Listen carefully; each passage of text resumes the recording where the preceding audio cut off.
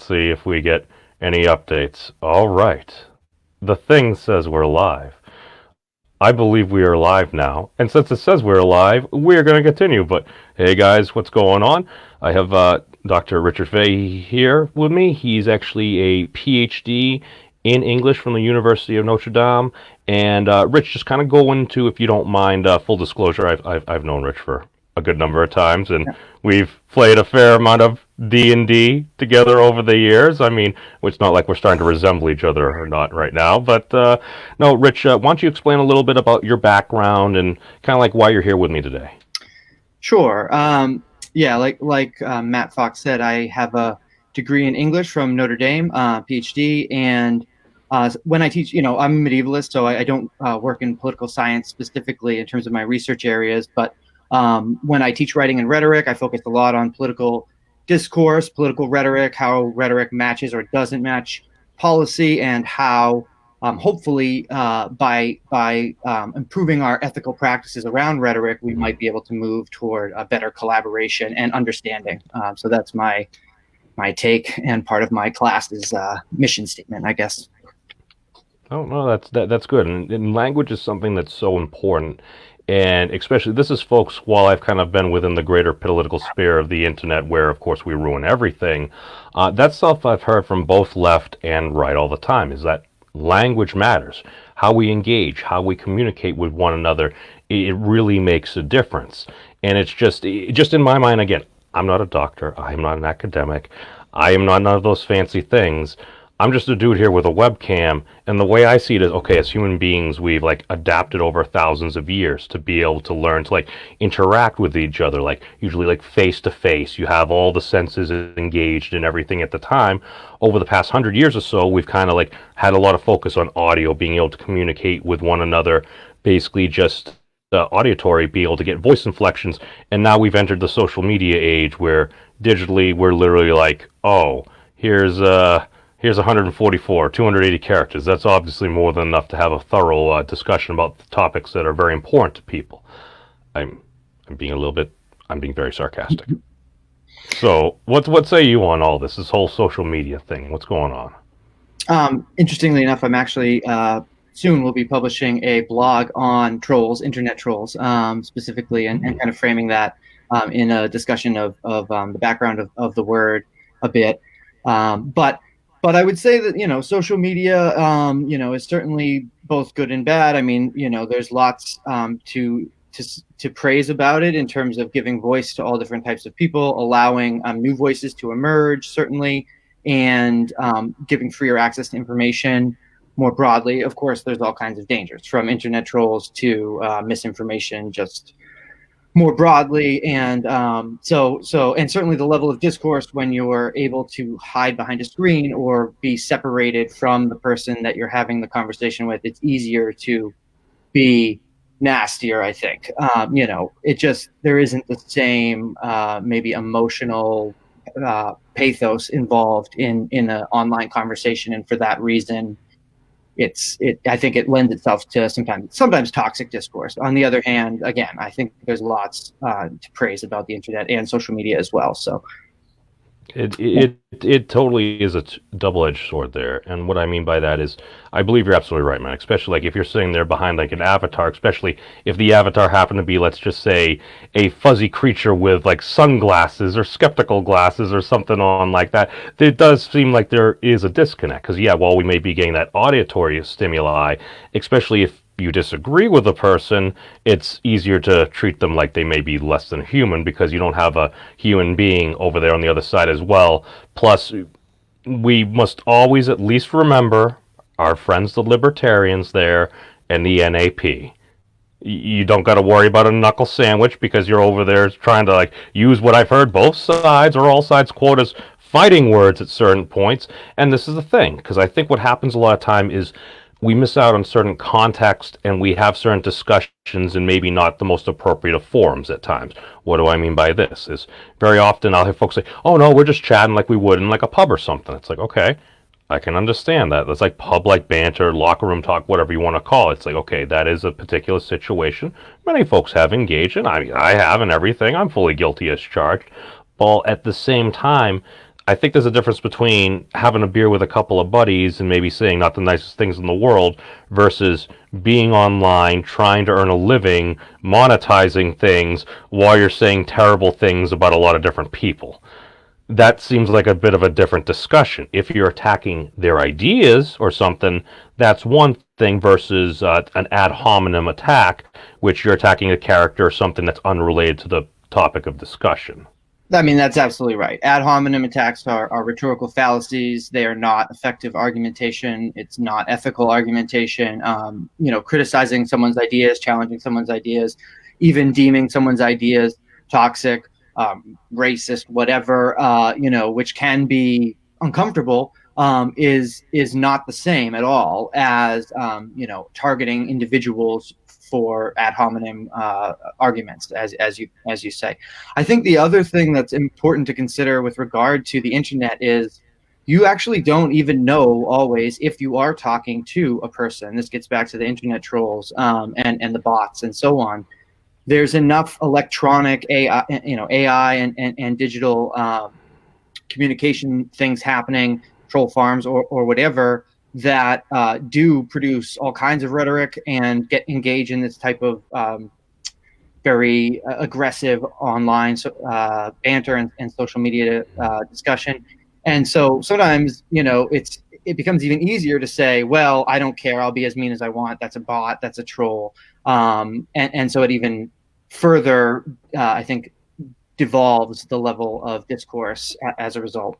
That what you just said that is the other edge of the sword in that respect. And again, in my opinion, is basically if you have an actual person and we assume that they're a bot, they're just electronic, just spitting out things, and people respond very maliciously to somebody that maybe was just kind of like poking or prodding the discussion, all of a sudden that person now feels personally attacked. And if they got folks going against them, then all of a sudden that might just have them dig in their heels and just maybe go in a different direction than they would have if they're engaged. Because one of the things I found is, especially like on the internet within like YouTube or different video platforms and stuff, is a lot of times you'd have folks that sometimes I would consider, I'm like, okay, is it a bot or something?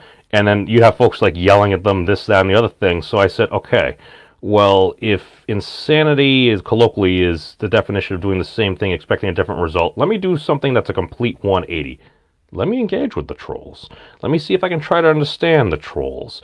Because I am a troll. I'm a lifelong troll. But I believe in the concept of the noble troll. You can do it in a way that can actually help further a discussion and actually try to stimulate like more good-natured arguments to try to find out what the truth or at least a better outcome would be. And by that I mean, like, very often I would just see somebody, I would directly like at them and just be like, hi so and so, or hail, or just like what's going on. And the crazy thing is, very often people engage. It's like the weirdest thing. It's all of a sudden, like, a lot of times I've literally thought these were just like electronic programs or bots going around, but all of a sudden they'll say like hi, and it's like I start having conversation. A lot of times they usually get bored and just leave and stuff like that because they're used to like a lot of that negative reinforcement, in my opinion. Again, I'm not a doctor or educated on this, but at least when I had worked at a school for special needs kiddos and the school for like troubled youth and residents and stuff, very often what I noticed a lot of the staff doing is that if a kid was like doing something, if they were refusing to do something, rather than basically just sitting there and doing this, they would just kind of like not give them attention until they started to do, and it's more a form of like positive reinforcement. They're doing something this way or that way. I'm not a doctor, but just that sheer thing in and of itself, it's like I'm doing something that this person is not necessarily used to, so it almost feels like it's like an error 404 file, and they're like, oh, I'm being treated like a human being. And either they engage with the discussion, or I've literally asked folks before that were saying hateful things. I'm like, do you think you could be a better troll? And they were still saying offensive things and stuff, but rather than it being like horrific, it was like, okay, you're at least communicating your argument in a better way. I'm seeing a better trajectory. I still may not agree with it, but at least we're kind of going in a better direction. That was kind of the goal of this particular live stream, so I realize I've bantered on for a while. Rich, your comments. Yeah, I mean, I think when it comes to, don't feed the trolls, which is the conventional wisdom, and I think it does work sometimes, but there's, I don't think there's one solution to dealing with trolls, and sometimes you have to engage with them. I think the best way to engage is with civil discourse. As I say in my piece that's coming out, sustained civil discourse. So, actually trying to bring the argument back into the conversation and focus it. It's not always possible, obviously, and it's not always really worth your time. But it's hard. It's hard to know when to engage, when to not, who you're dealing with, and these are all, I think, parts of what makes online conversations difficult. So. Yeah, and that's one of those things because you never know. And again, my background is more of a sales thing where it's like, all right, it's you remember that cable or internet provider you didn't like that you felt completely screwed you. Oh, after you felt like you've been screwed, hey, knock knock knock. I'm knocking on your door. So you deal with a lot of, and I appreciate that folks were honest with me when I was getting into that business. In that, like, you get to meet America. You get to meet all the good, the bad, the ugly. When it's a beautiful 70-degree day out in summer, you're enjoying it. When it's the middle of winter and you're freezing your butt off, you're out there trekking through snow. So it's like, I can understand and respect that. While at the same time, you're right, dude. Everybody's situation is different. At first, it's like within sales, and again, you shouldn't judge a book by its cover, but there are certain factors you're looking for, and this would apply in just so many different situations. Because there'll be some folks, it's like, okay, they're just very on about this, but they have really no intention. Some people literally just want a person to talk to. Sometimes those folks will do business with you, but if you're trying to earn a paycheck and stuff, literally the time you spend, it's kind of like in World of Warcraft. The goblins, they say, it's like time is money, friend. It's like that is true. Depending on what vector you're operating at, what industry, it's like, especially if you're in like a commission or a sales-based economy or something, where literally you need to go out there to earn money, you try to factor in different things. And will we ever have a perfect system? I don't think so. We're perfectly imperfect creatures. But I think we can do better. And I think we're starting to have the technology to be able to aggregate and the processing power to try to assist with this. We might not be able to figure it out, but I think we can put certain things in place. So as for the actual discussion that we're supposed to be having, we were talking a little bit about the other day about you were proposing a potential future a federal jobs bill that you think could really help, especially once we can get past all the current situation. Yes, I mean, I do support a federal jobs bill like Bernie Sanders has proposed, and I also support universal basic income. I think both options are good. Whether they need, whether you need both of them or whether you need one or the other, I'm not sure. But I certainly think that in terms of a federal jobs bill, you've got a great opportunity to link Americans who are qualified and then needs of the society. And so, for example, we all know there are too many students in classes, not enough teachers. We also we all know that there are too many teachers in the job market, so some are not getting positions. And see, this seems just like an obvious imbalance where we have an opportunity, of course, to put people to work to improve our society. Rolling it out it would be a challenge. It would be something that you'd have to think a lot about. And there are a bunch of different ways to do it. Like Mark Cuban has recently proposed that companies that are bought out by the government or bailed out, basically become bought out. And at that point, there would be federal oversight. And with federal oversight, perhaps would come some federal jobs. And there would be all kinds of potential advantages to having a federalized, a group, at least, of federal workers in each industry. I think, especially in times of crisis like we're experiencing now, you could mobilize that workforce to do specific things, theoretically. But yeah, there's lots to talk about and think about with regard to a federal jobs bill and how it might benefit us. But I certainly find it to be a very attractive kind of trickle-up economics kind of model. So let's touch on what you just said there, because you were talking about basically matching the right person for the right job, and that still seems to be something that a lot of folks are having trouble doing, just pretty much all over the world. However, I believe it's Japan. You'd probably know better than I would, Rich. Do they have something like that? I remember hearing something about where they were tested at a young age and stuff like that. So it's like that's my only thought there. But then again, you could try to. I feel like you're almost artificially molding a person at that point, which is a concern.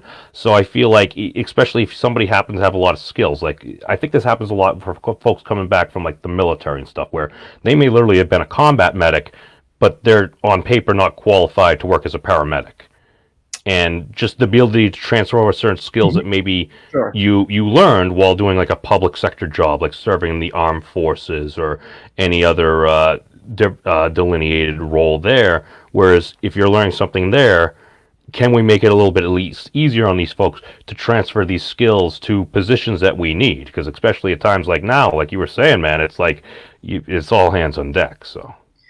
Yeah, I mean, I think that in terms of getting, I don't know the specifics in terms of Japan. I know that, of course, in certain communist and socialist countries, and whether it's Europe, most of Europe, in fact, certainly Canada as well, there is some kind of guidance in terms of what your educational track will be based on certain testing and so on. And different countries have different metrics for it. And that is one way to do it. And I think there's pros and cons with that for sure. I mean, another way is simply to assess someone's skills at whatever point they are attempting to get a federal job, which is to say, where are they at in their education? What skills do they have? And then where are the federal jobs they may have to move? There's all kinds of sacrifices that might need to be made. But if you're at that point, you're an American who needs a job, who's qualified to have a decent job, or someone who's not super qualified. I mean, to be fair, I don't really believe that I believe everyone deserves a job, and everyone who wants to work should. And really, if we had that mindset as a country, we would be a stronger country. We'd be more effective, and we'd have more people engaged. I think it really would benefit everyone. It's just hard to sometimes reframe our thinking, I think, and understand the benefits when we've been told perhaps that these systems and these models are highly problematic. And sometimes, again, how you roll it out matters, right? This isn't just something that, I mean, there are potential dangers. So now, and again, I gotta push back a little bit on some respect, because I believe it was Andrew Yang, and again, I remember you were saying it could be a mix of maybe UBI, federal jobs bill, in order to try to maybe get a little extra jump start once we get past all this for dealing with the situation. Right now, I would say probably UBI. I mean, that's kind of like what we got going on. It's funny. I feel like the Yang Gang are resonating with a lot of folks there, and I met some really cool Yang Gang members when I went out a couple of times. But I think what's kind of happening in one of the more conservative arguments would be, yes, I understand the gist of what you're saying. However, the other side's criticism would be, well, you don't want to put an unqualified person into a position. And like, I'm being charitable, and I'm assuming that you're like, well, duh. Right. Well, they have to be right. They have to be qualified. I mean, quite simply. But the problem we have in this country is, in some senses, is an overqualified workforce. I mean, an overeducated workforce. And some people think, well, it's the wrong education, but I don't think that's always the case. I think in a lot of situations, the way that late stage capitalism in the United States has worked in terms of creating a new Gilded Age and serious income inequality, there are fewer positions. The positions are worse for a whole variety of different reasons. You have to kind of gig economy it, or work multiple jobs. And this basically undervalues you as a worker, despite whether you're qualified or not. It's not the traditional model that we used to. Sorry to cut you off, man, but it's kind of like it's like back in the day, it's like, all right, if you get a high school degree, you you bust your butt, you work hard for a company for 30 years, you retire with a pension.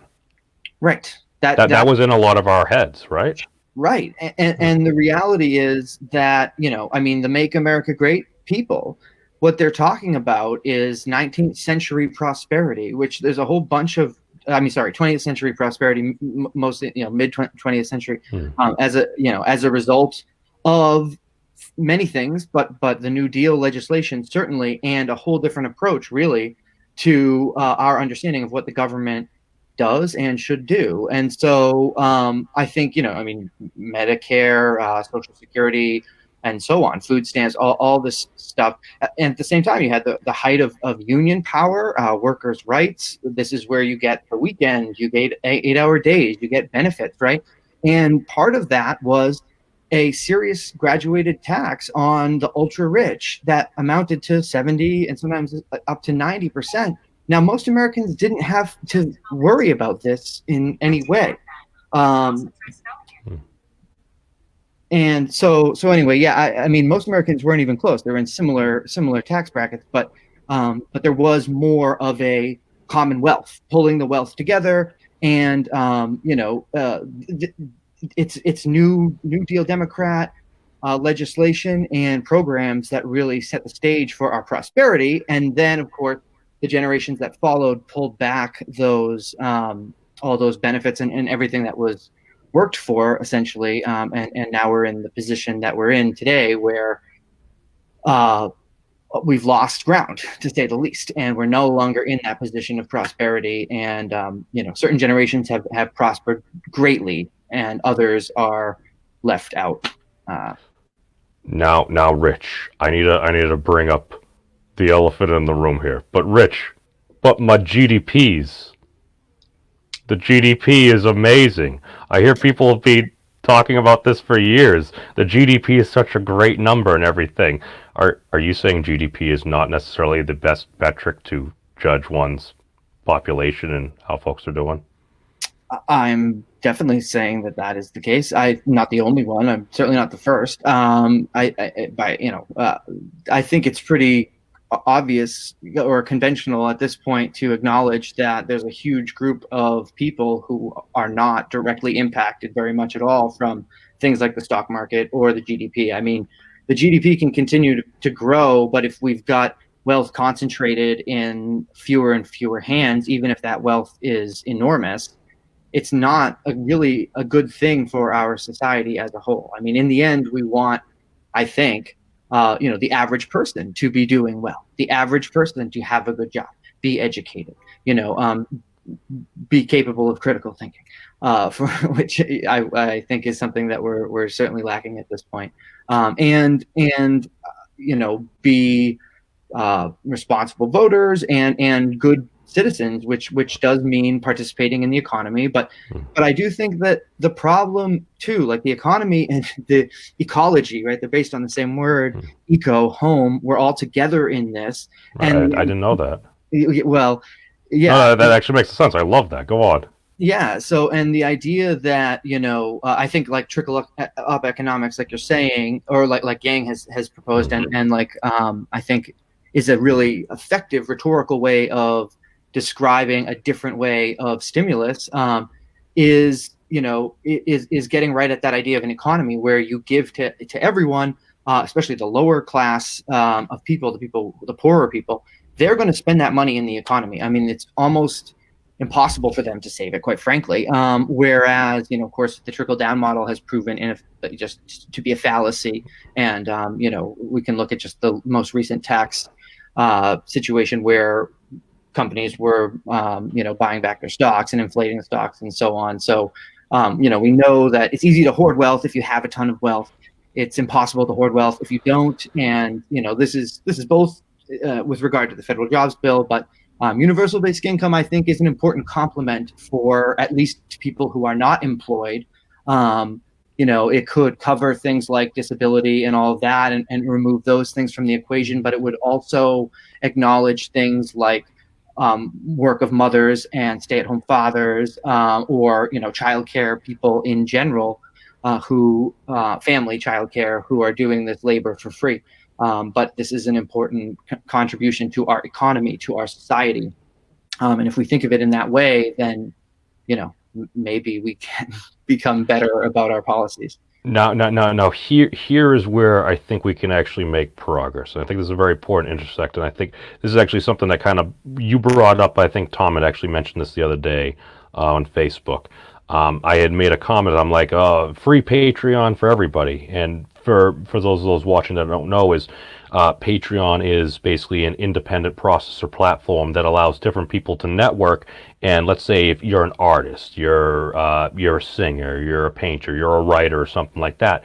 And what it allows people to do is basically gate behind different products or something, or basically if anybody likes that person and what they're doing, they can support them. They can give them $1 a month, $2 a month, something like that, and they try to keep the processing fees as low as they can, so it's at least a certain marketplace. I feel like if we had some form of public-private partnership at some point, we could properly incentivize this, because always the conservative argument is, well, I don't want to be paying for that. I'm like, okay, well, what if we set up a system that helped incentivize people to help their fellow creature and try to network it out with there? And again, you'd have to do it in a more graduated way rather than just getting rid of all these, this, that, and the other thing, because that sounds like it could be an issue, because we already see how destabilized we are with literally just, oh, socially distance. Okay, you folks go home now. So we are in a moment of chaos. I do feel like this is also going to radically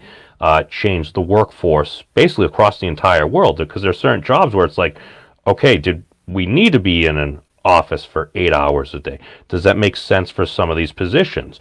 Maybe we're better off meeting once every 2 weeks, or maybe just a weekly meeting here or there, because then that frees up, maybe we don't need as much office space or something. So you have opportunities to reduce costs for businesses, to increase the ability, because I mean, if somebody can work for home, so maybe if they do an 8-hour workday over, like, I don't know, 10 hours, they have longer breaks and stuff like that, maybe to deal with issues at home and everything. But if they're still able to get the job done at the end of the day, it's like, does it really matter? Yeah, I mean, I think that's possible for sure. I mean, I agree with you. There'll be a radical shift in terms of how we think about the economy and our jobs, and what jobs are essential and what it means to be essential. I think it's outrageous that, the people who are working as essential workers, grocery store workers, and so on, are being paid starvation wages, have no benefits often. Amazon, of course, is there's a recent strike, and there's been a lot of action on this issue, but it's just, again, it's to me, it's unconscionable. These people are essential, and so yeah, I think we really need to start thinking about how, if the group succeeds, everyone is actually succeeding. This gets back to the whole economy working together. If everyone is educated, if everyone is relatively wealthy, think of the decrease in crime. Think of and I'm not saying wealthy, right? Not everyone can be wealthy.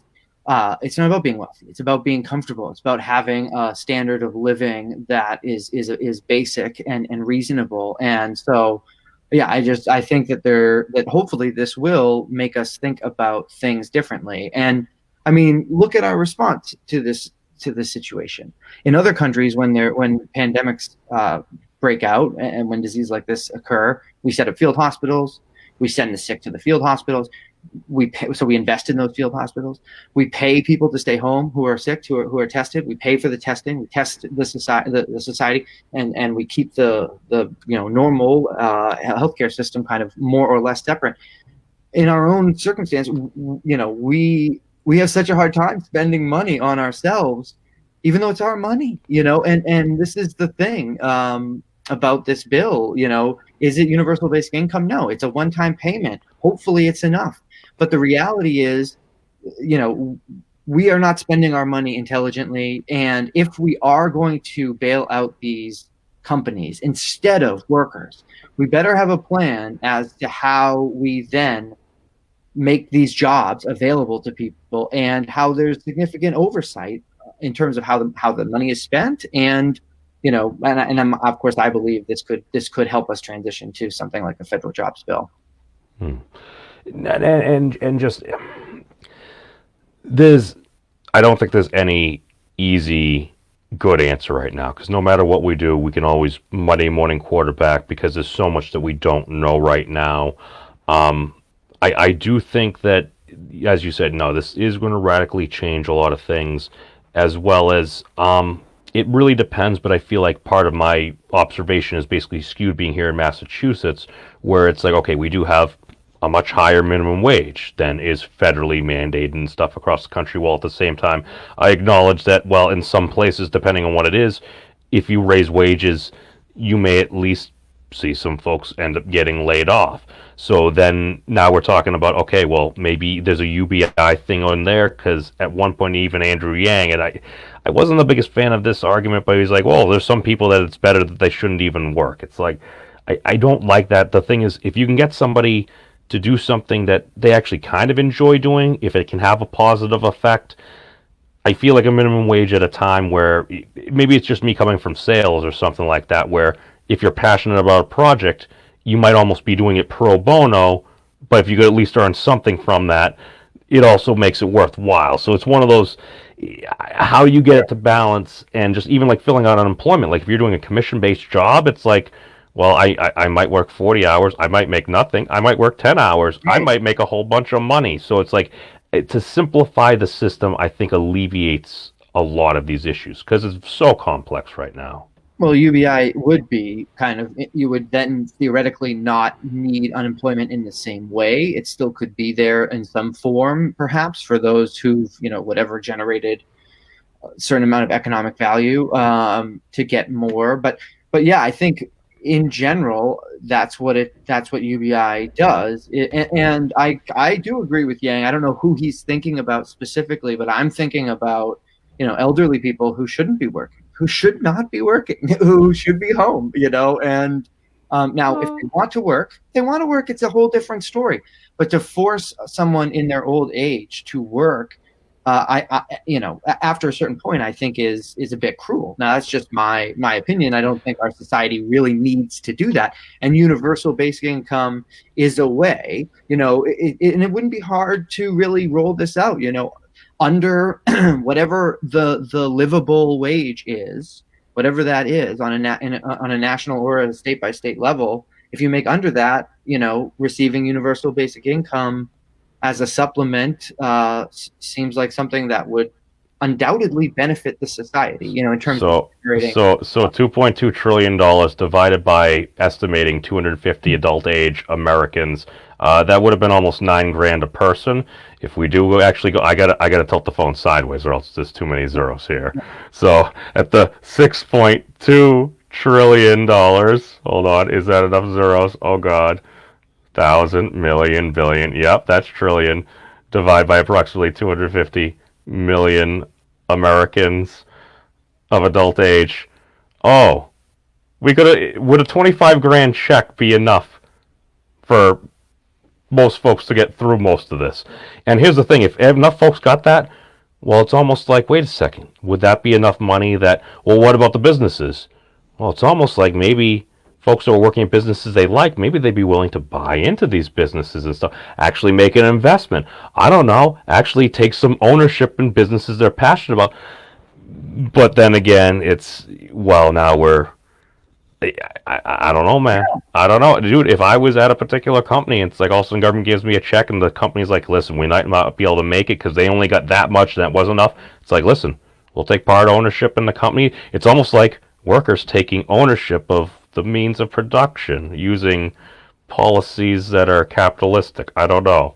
Yeah, I mean, I agree. I think personally, I'm for a transition toward democratic socialism, which does not mean taking over fully the means of production in every instance. But I do think in a number of industries, like the healthcare industry, it is crucial to have some kind of baseline universal healthcare, and there's a bunch of different ways to kind of do that.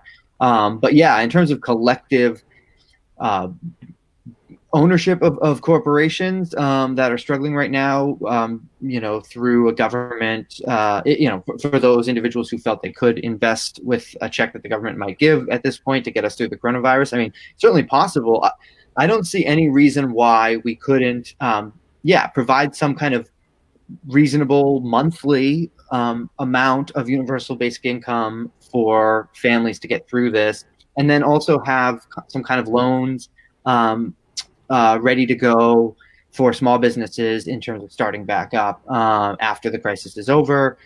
I think both of those things are probably necessary at this point. But the best thing to do is to get people to stay home, and the best way to do that is to pay them to knock on the wall. This is what we do in other countries. So That's no, dude. I've heard similar things. I've seen some posts shared from different places, but then again, at the same time, it's like those other countries don't necessarily have as many people as we do, and just we have so many different dynamics. I mean, you know how it is. Depending on where you go in the country, it's like it almost feels like you're in a different part of the world at times and stuff. But that's what's great about America, dude.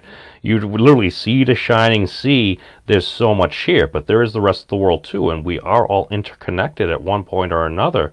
And I mean, because that's kind of this all how this all happened and everything. And if we can acknowledge that and we realize that, it's like, oh, well, maybe if folks over there are better able to deal with it, maybe we could be better prepared over here. It's almost like, okay, if we treat these people with respect, maybe they'll be more likely to treat us with respect. If we have a better working relationship and we're not really focused on trying to destroy one another, it's like, don't doubt what we can do, man. It's like, and that's the thing that really bothers me, just because I see all this hatred and stuff like that. I'm like, dude, if we could clear the cachet of hatred from our heads and hearts, it's like, dude, in a millennium, we could be in like Star Trek, man.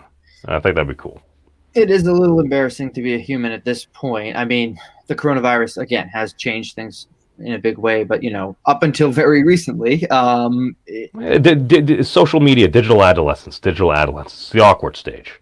well, it's the awkward stage. But I guess my thinking is that at this point, as a world, we really could make massive changes in terms of providing food for everyone, providing healthcare, and just internet, energy probably.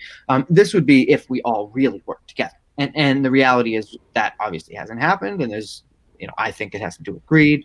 There's a bunch of different explanations, of course, and people blame different things. But if we work together, we're stronger. And we are now at the point of human kind of development that we really could make a lot of these things possible, but we're choosing not to because of, in my opinion, money. And to me, that is very disturbing and embarrassing and shameful. And so it's a little bit sad to know that you live in a time that is choosing to not take care of its citizens when it has the ability to do so. And I'm thinking globally, but certainly in the United States. Wait. Are you saying with all this super high GDPs over the years and the fact that we're the richest, most powerful, most advanced nation in the world that we could do a better job with our people?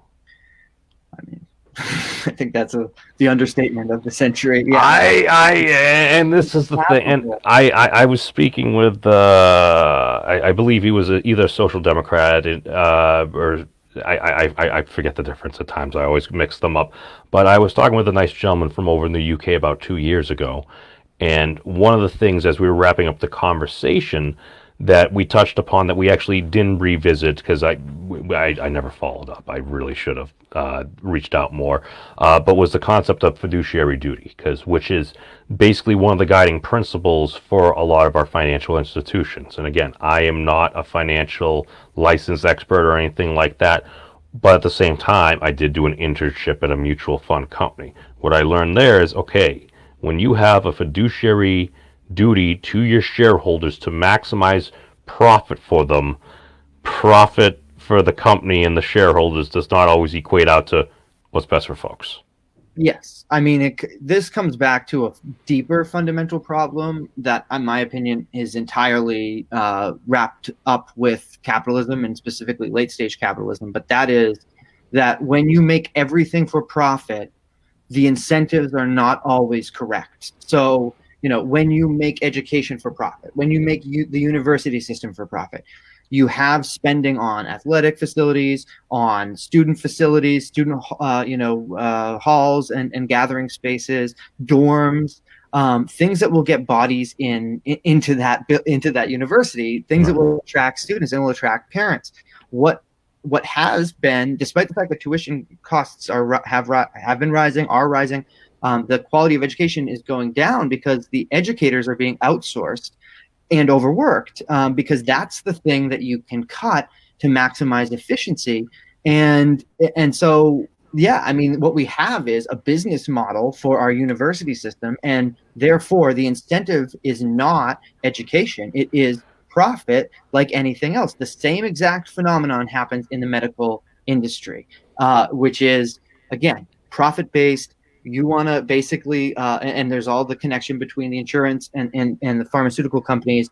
You become, you basically become a pill pusher rather than things like preventative ideas and so on, because it's not about wellness. It's about hospital visits. It's about treatment. There's no money in curing cancer. There's a lot of money in treating cancer. That incentive, therefore, is not really to cure cancer. And so someone who is going in that route, is doing so kind of against conventional wisdom. And in most cases, pharmaceutical companies are just that. We don't have doctors anymore producing these things. They're a company. They're beholden to their shareholders. They have all kinds of ethical constraints.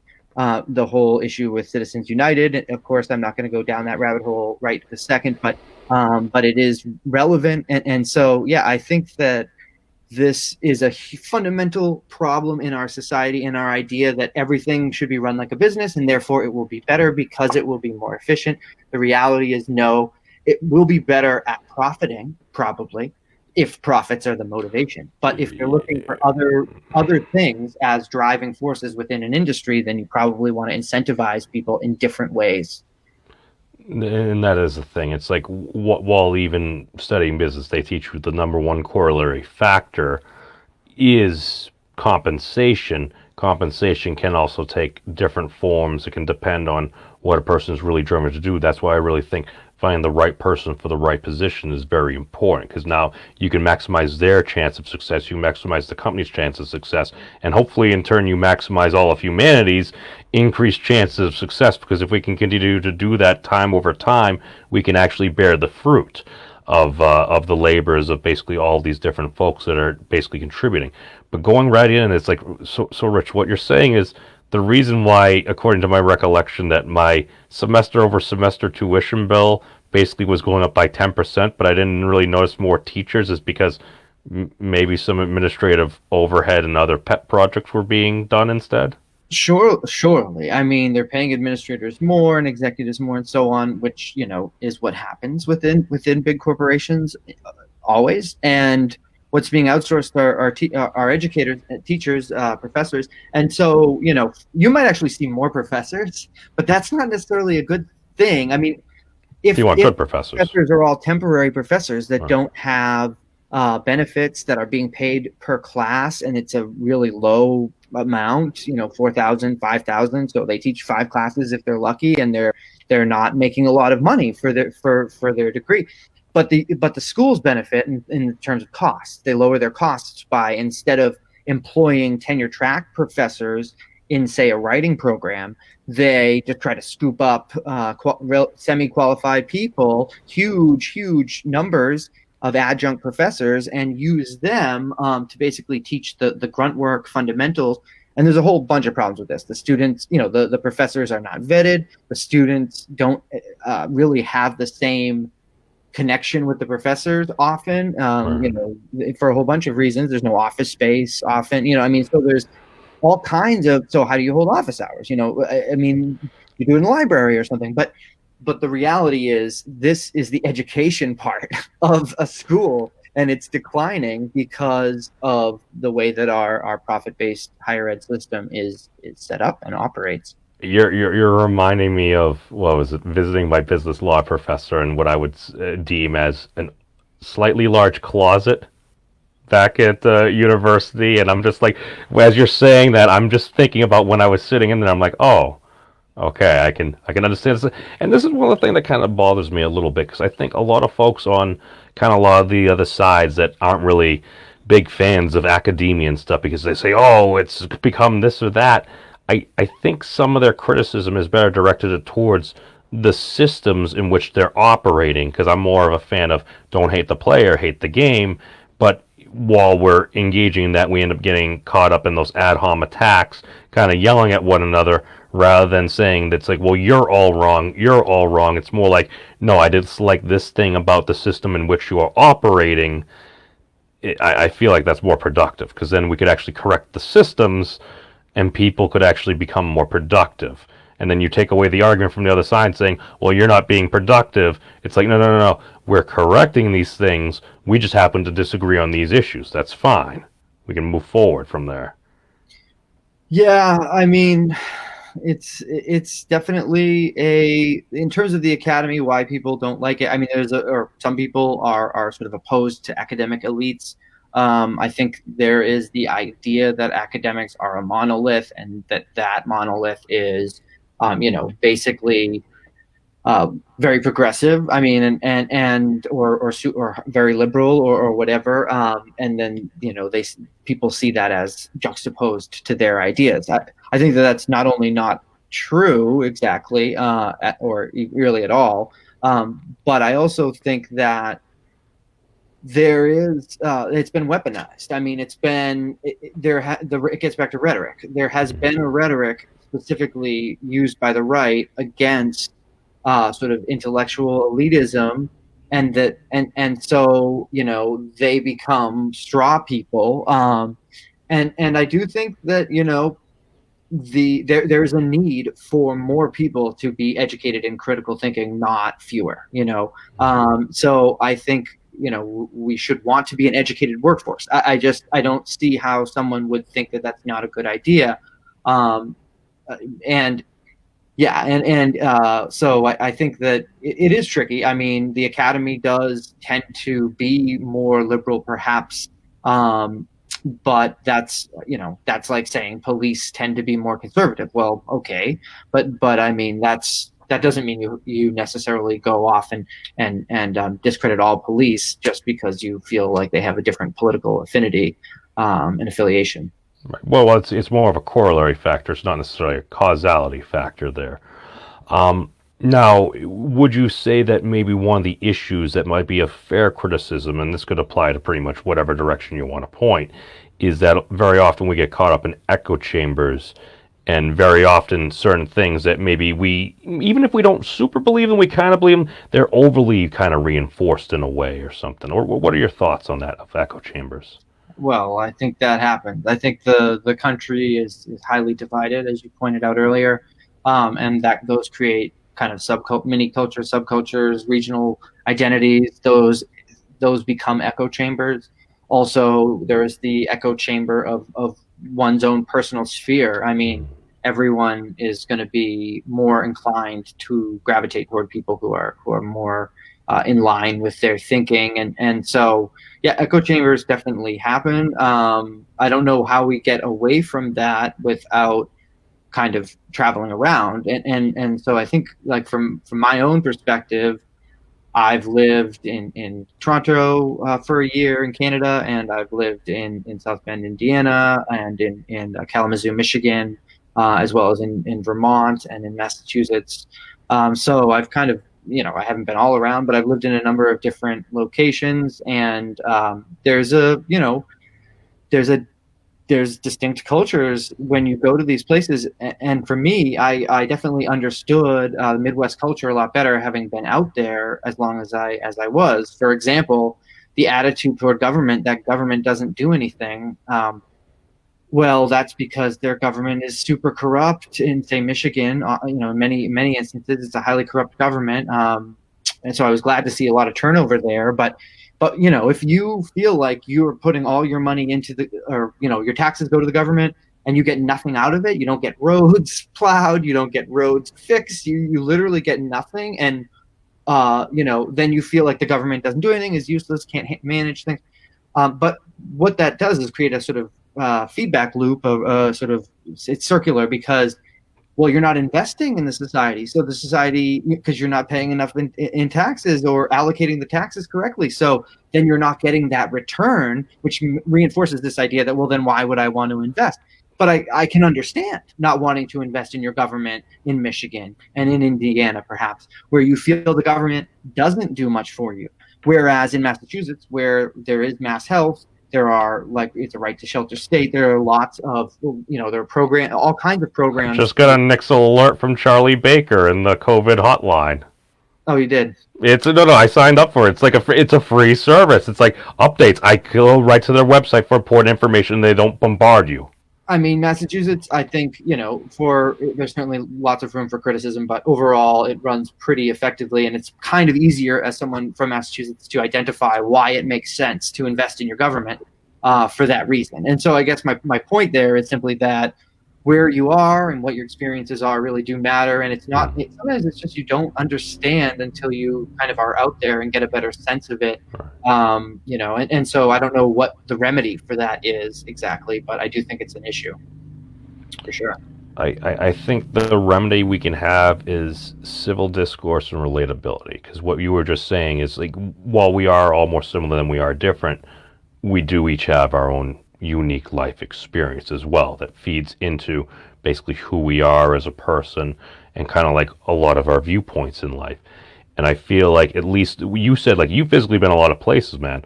I've been some places, but mostly either just vacation or just doing this or that or the other thing. Whereas what I found is on the internet, we have the ability to connect to people all over the world and stuff. But the way we kind of do that is not because based on location; it's based upon topic. So it's like a weeb like myself. It's like, okay, I like a lot of the stuff within the greater Dragon Ball communities, Naruto, anime, this, that, Godzilla, stuff like that. Those are particular topics of interest that I have, and I feel when you have those topics, a lot of folks in there that enjoy those topics, guess what? If you were to ask them about politics, they probably disagree. But if you only start off with just the frame of politics, it can be very combative at times, and a lot of folks don't like that combat. So a lot of folks turn away, or they respond in a more aggressive manner that I feel escalates things. Whereas if you were in the more, we like these things, we've got to know each other, we're kind of friendly with one another, you could have a little bit of banter and you're less likely. Sometimes it still seems to happen because there's pretty much almost no community I've ever been online that I've engaged with or lurked in on the internet that at some point or another hasn't seemed to split at some point. So fission does seem to be a natural point of existence. But I think, as we've seen from science, fusion is more powerful. We can build more powerful things, but it also takes more energy to get it done. Yep. I think when it comes to connecting with people for sure, getting into communities that are different from your own really can broaden one's perspective. I mean, that's certainly true. Virtual connections are important as well. I think in every case, though, you're going to end up with echo chambers. I mean, even within the anime world, for example, there's got to be trends. There has to be sort of There's always topics and factions and stuff like that. But this is what confuses me. I'm like, wait a second. Does it just all come down to politics? Because no matter what group or something like that, whether I was raiding on like World of Warcraft, this, that, or the other thing, no matter what game, in a D&D campaign, certain folks form certain friendships. Maybe they're a little bit more of a clique in this respect. I may or may not be thinking of a dwarf, human, and elf at all that occasionally would travel together and often work out well. This is the thing. It's like, it was somebody a few years ago, a gentleman, I think by the name of Vernaculus on YouTube. What he said is he had a very eloquent thing. He's an actual writer and stuff like that. But he's like, the gist of it was we're communities within communities within communities, operating within society. Go. Yeah, I think that's definitely the case. And the bigger community is kind of what we need to pay more attention to. And I think, again, this pandemic has certainly highlighted that, where we are communities within communities, and there's no reason why there shouldn't be that, and there shouldn't be regional,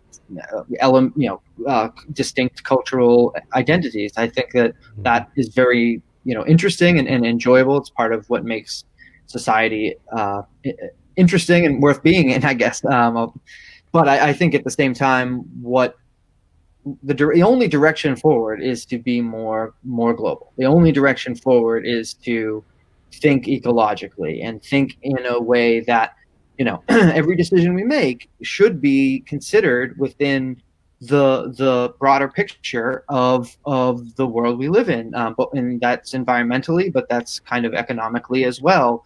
We are all connected. We benefit.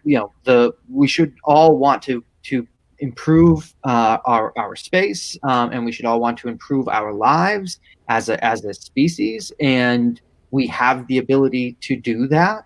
We don't seem to have the political will. We are divided because, in my opinion, two sides that are virtually identical, that tend to support the same major industries and corporate interests and so on, have convinced America that because of social differences, which are significant, that basically we hate each other. There's two different sides. Meanwhile, the economics are often very much in line, or have been, with the neoconservatives and the neoliberals for a very long time. Yet the partisanship and the divide has only grown. And I think that's kind of one of the great tragedies, is that we're divided, yet we kind of have two versions of the same party. And there's, I think it's rhetoric really that does most of the dividing in this country. And, I personally am hopeful that we will have some new options, and that the next generations that are coming into power, hopefully sooner rather than later, will be making some significant changes as a result of things like the pandemic we're experiencing, and I think just the development of our thinking, right, our intellectual history. I think it's time to recognize that there are advantages to socialism. It doesn't mean that we should be totalitarian. We shouldn't be single party. That's where the democratic part comes in. That's the political orientation. But in terms of an economic orientation, thinking about social services and communal wealth, commonwealth, and sort of common investment and common betterment, profiteering, I guess you could say, or profit, it is the way to go. The group benefits, everyone benefits, including the people at the top, right? And if the whole group doesn't benefit, maybe there are some people who are, but overall, this is a recipe for disaster, as we've seen. It's also, we are also in the age where it's also easier to keep track of a lot of these things, whereas before it's like, well, so and so, feel folks start doing shady things, I think it's easier to kind of catch on, so you can kind of weed out potential bad apples. My thing is, I believe you're right, especially in the respect that basically what you just laid out for about half of that excellent oration right there, man, was more or less a YouTube video I listened to earlier. An individual whom many view as a very conservative, in many ways, individual, but he was straight up saying, is like, listen, man, he's living over in Japan right now, but it's like the wealth inequality in the United States, man. He's like, something's got to give, man. It's just like, if you have all this, and then, okay, if you don't have some form of a universal healthcare system that a lot of other major developed countries and stuff. Here's the thing, if we weren't that rich and stuff like that, okay, that's fine. But if we're based upon a capitalistic economy, yeah. Oh, well, we don't want to disrupt the engine of growth. The engine of growth, it's like, dude, we got NASCAR, man. They even put restrictor plates on NASCAR to modulate the airflow because they wanted to minimize the amount of people potentially passing away, like Dale Earnhardt Jr., or Dale Earnhardt, God rest his soul, and Jimmy Johnson's making a recovery and stuff. Like, even for just massive engines of just power, we do have certain levels of restrictions. Why? To keep the wheels on the track and everything. You don't want everything to go off course. You don't want people, like, not being able to get, like, treatment and stuff if they need something. Because guess what? If they're sick and they're going around and they're trying to survive and stuff, if they're panicking, they're less likely to engage in this, that, and the other thing. If they're just... This is the thing. It's like everybody affects everybody in some way. I do think that at least for a time following a lot of this, we're probably going to see a bit more of a contraction, probably see a bit more isolationism in some respects. But I do agree with you that I think a more global path forward, I think that's something that's going to naturally happen over time. And I feel like a lot of folks, they end up trying to push it so hard that even if that's a natural occurrence of things, if folks feel like you're trying to force it upon them, they're like, they kind of push back, and then all of a sudden you're trying to hurt us rather than, no, we're all trying to go to the same general direction here, there. Because I think that's something natural, but we're disagreeing over what period of time we're operating. Some folks want to do it right now. Some folks are like, okay, give us maybe half a millennia. We'll probably be there. We'll see.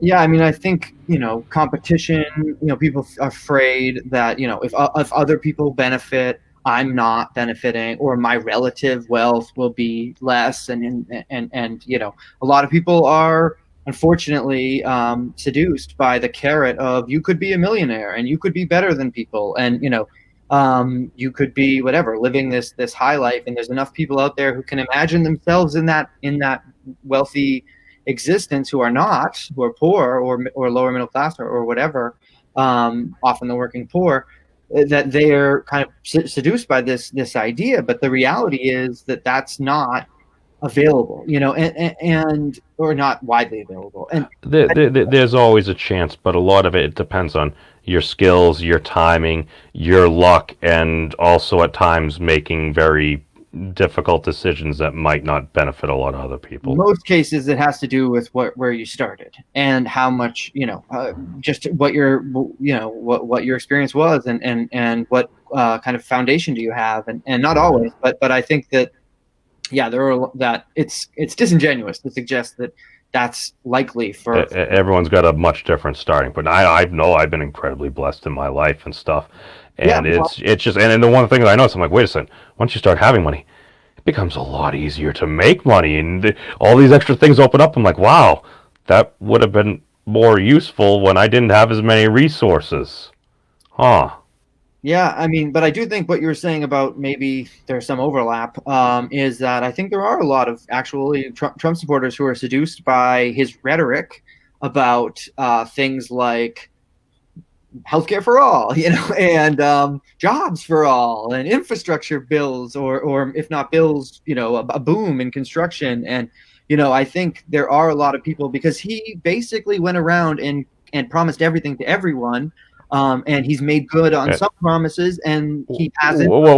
but the thing is, the whole "Make America Great Again" mantra, that could mean anything to anybody. And I also don't remember a point where, at some point, somebody said, "All right, Mr. Trump, what specifically do you mean by make America great again on this particular point?" I don't think I ever remember anyone asking him that question, and I would have thought somebody would ask that question. People did ask for policies, and I mean, it's hard to have policies when you don't have policies. I mean, this is the fundamental difference between someone like Bernie Sanders, who's written legislation which he is trying to push forward, which has widespread support, in many cases, or at least significant support by the American people, and he can say, this is my rhetoric, this is what I believe, universal health care, but I also have the legislation supporting it, which allows for me to, have an actual path forward with this, and have it be more than just words, and actually be something that could happen theoretically. I mean, it has its own problems even when it's drafted, but at least it's closer. Right, and this is one of those things. Do you think that one of the solutions for a lot of this? I realize we've been going for over an hour here, so we can wrap up like next minute or so. But do you think that maybe the solution to a lot of this, because I'm seeing all these hundreds and thousands of page bills and stuff like that, and I realize the law is so complex, but do you think we could solve, or at least lengthen the length of a lot of this legislation by maybe going back and removing some of the old laws that maybe don't make sense anymore, that would make future legislation a little bit easier, and not having to have an extra 50 pages because we had this one obscure law from like 100 years ago? I'm not, it's not my area of expertise, so Okay. I don't know enough about which laws could be removed. Okay. I mean, my senses, I'm sure that some of that would be helpful and could help. But I'm more interested, and I do think it's important to get rid of laws that are problems. The Patriot Act, some of the crime bill stuff. I mean, there's a lot out there that should be changed, and that is an important thing. I don't want to dismiss it, but at the same time, I think that what really matters at this point are some socialist solutions that are democratic, that are designed to kind of bring about trickle up economics and provide a baseline for Americans to survive. And so for me, that is ultimately the direction that we kind of must go in. And I think that I mean, we'll see what happens, but I'm somewhat optimistic that maybe those moves will actually transpire in the not so distant future. Right. Um, That's one of those things that a lot of folks also they kind of miss out. It's like, oh, we're a capitalistic nation. It's like, wait a second, like Medicare, Medicaid, this, that, Social Security. I'm like, I don't know, those are social programs, man, and like those seem to be pretty popular social programs. We are spending a lot of money on that, and that's why I think we do need to get a lot of things properly in line. And I would love to have a conversation with you at some point on modern monetary theory because it fascinates me. Well, we can schedule that. But yeah, I think also just to add, you know, uh, firefighters, police, teachers. There's a whole ton. There's many positions. But what if I don't want to pay my fire bill, Rich? What if I don't want to pay my fire bill? Right. I mean, exactly. I adjust. Exactly. And the biggest thing is when people criticize social programs, what they are not paying attention to are the costs to those who are most vulnerable that are being alleviated by those social programs. So this is to say that when it comes to, for example, Medicare or just medical expenses and premiums and all of this, and when someone like Bernie or Warren or whomever is arguing for Medicare for all, the idea is that yes, you will have to pay more in taxes generally speaking. It's not more than the costs, and even those who have good health care, when you remove all the inefficiencies that are in our current system, you end up with huge cost savings. So we have to also think about the fact that this is not always, an overall net loss, or more expensive even than what we are already doing. In fact, in many cases, it can make it more efficient, and it gets back to incentivizing potentially in better ways that aren't necessarily profit oriented, but that are actually designed to sort of bring about the best impact, whether it's health and wellness in the case of the healthcare system, or education, obviously, in higher ed. No, I agree, because I hear many folks say that money is the root of all evil. I tend to think money is the water for the root of evil. I think it ultimately comes down to incentives are what end up driving folks. And if we can get those better incentives there, have perhaps some form of resources stuff correlating with that, I do think we can get in a better direction there. But Rich, we've been going over an hour now. I thank you so much for your time. Is there anything you want to plug? Anything you want to shill? Any last words you want to leave the good people with?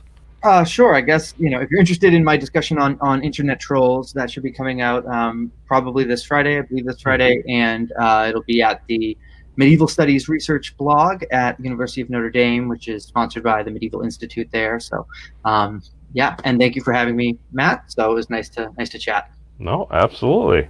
Thank you for coming on. And with that, hey, thank you all for watching. Peace out, stay safe, and long live the elbow bump. All right, I hit the thing. No, I hit the wrong thing on the thing. All right, no.